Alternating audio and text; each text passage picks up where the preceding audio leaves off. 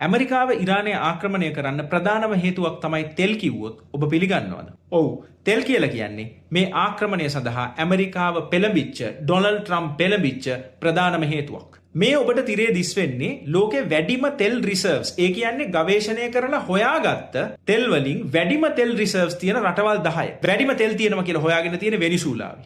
වෙනිසුලාව දැන් ඇමරිකාව අතේ තියෙන්නේ. දෙවනියට වැඩිම තෙල් තියෙන්නේ සෞදි අරාබියේ. සෞදි අරාබිය කොහොමත් ඇමරිකාව ගාව ඉන්නේ. තුන්වෙනියට ලෝකේ වැඩිම තෙල් තියෙනවා කියලා තහවුරු කරගෙන තියෙන්නේ ඉරානේ. මේ වෙද්දි ඉරානයේ ඇතුලේ තෙල් බැරල් බිලියන 208ක් විතර තියෙනවා. බිලියන 208ක් විතර තියෙනවා. හැබැයි මේ තෙල් වලට ඇමරිකාවට ඇක්සස් නැහැ. මේක ඇමරිකාවට විශාල ප්‍රශ්නයක්. ඇයි ඇමරිකාවට මේක ප්‍රශ්නයක් වෙන්නේ? ඒ වගේම ඇයි ඇමරිකාවට මෙච්චර තෙල් ඕන?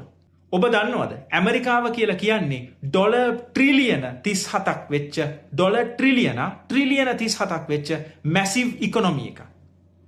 ඒ වගේ ඉකොනොමි එකක් රන් කරන්න බලශක්තිය සෑහෙන්න ඕන.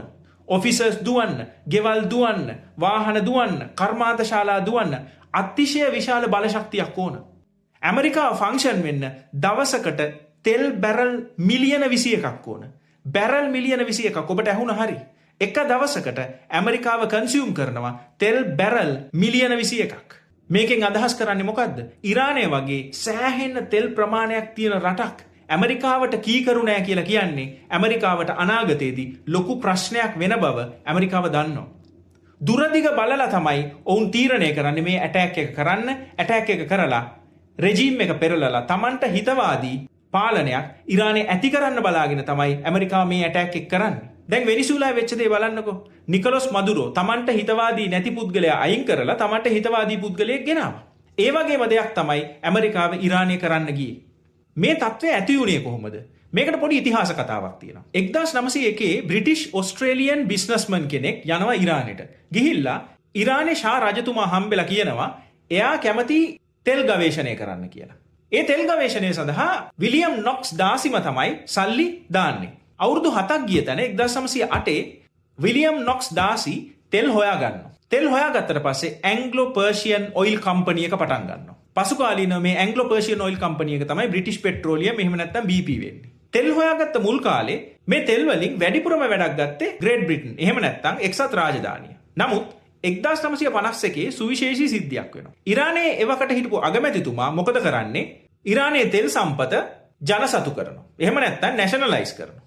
මේකේ ප්‍රතිඵලයක් විදිහට බ්‍රිතාන්‍යයේ ඇතුළු බටහිර සමාගම් වලට ඉරානයෙන් යන්න වෙනවා. හැබැයි 1953 CIA එක සහ අනෙත් බටහිර ජාතීන් එකතු වෙලා මොකද කරන්නේ? මොහමඩ් මොසඩෙක්ව බලයෙන් පහ කරනවා. බලයෙන් පහ කරලා ඔවුන්ට හිතවාදී ෂා රජතුමා නැවත බලය පිහිටවලා ඉරානයේ ඔයිල් ඉන්ඩස්ට්‍රි එක ඇතුළට ආපහු රිංගනවා. මෙතෙන්දී හැබැයි 1953 සුවිශේෂී සිද්ධියක් වෙනවා.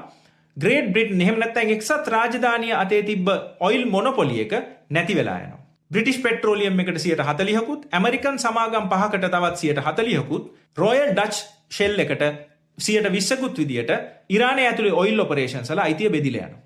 මේ තත්ත්වය මෙහෙම්මම තිබිලා තියෙනවා 1979 විතර වෙනකම්. පොඩි වෙනස්කම් අතරමැදදී වෙලා තියෙනවා. නමුත් 1979 දී ඉරානියන් රෙවොලූෂන් එක වෙනවා. ඉරානියන් රෙවොලූෂන් එක වුණාට පස්සේ මේ හැම ඔයිල් කම්පැනි එකකටම ඉරානයෙන් යන්න වෙනවා. හැබැයි පසුකාලීනව 1990ත් 2005ත් අතර කාල සීමාවේ බටහිර සමාගම් ඇවිල්ලා ඉරානය ඇතුලේ වැඩ කරලා තියෙනවා. හැබැයි 2005න් පස්සේ මොකද වෙලා තියෙන්නේ? ආර්ථික සම්බාධක නිසා ඒ කම්පැනි වලටත් ඉරානය ඇතුලේ වැඩ කරන්න හම්බෙලා නැහැ. ඉතින් 2005 ඉඳලා රෂියන් සහ චයිනීස් සමාගම් විතරයි එක්ස්ක්ලූසිව්ලි ඉරානය ඇතුලේ ඔයිල් එක්ස්ප්ලොරේෂන් කරලා තියෙන්නේ. වාර්තා වෙන හැටියට. ඒ කියන්නේ අවුරුදු 21ක විතර ඉඳලා 2005 ඉඳලා මේ දක්වා බටහිර තෙල් සමාගම් ඉරානයේ ඇතුලේ ඔයිල් එක්ස්ප්ලොරේෂන් කරලා නැහැ. ඔවුන්ට ඉරානයේ ඇතුලේ තෙල් වලට ඇක්සස් හම්බෙලා නැහැ. ඉරානයේ ඇතුලේ තෙල් වලට ඇක්සස් හම්බෙලා තියෙන්නේ චීනයට සහ රුසියාවට විතරයි. මේක එක පැත්තකින් බටහිර සමාජයට තර්ජනයක්, අනික් පැත්තෙන් මේ සහ විශාල තෙල් සම්පතක් තියෙන රටකට ඇක්සස් නැහැ කියලා කියන්නේ එනර්ජි සිකියුරිටි එක පැත්තෙන් බටහිර ජාතීන්ට ලොකු තර්ජනයක්. ඉතින් ඩොනල්ඩ් ට්‍රම්ප් ජනාධිපතිවරයා මේ ඔපරේෂන් එකෙන් බලාපොරොත්තු වෙච්ච ප්‍රධානම දෙයක් තමයි අවුරුදු 21ක් තිස්සේ Tamanට ඇක්සස් නැතුව තිබ්බ සුවිශාල ඔයිල් රිසර්ව්ස් වලට ඇක්සස් ලබා ගැනීම. දැන් තියෙන ප්‍රශ්නේ තමයි ඔහුට ඉරානයේ ඇතුලේ තියෙන තෙල් වලට ඇක්සස් හම්බ වෙයිද? මොකද ඔබ හිතන්නේ? කමෙන්ට් කරන්න.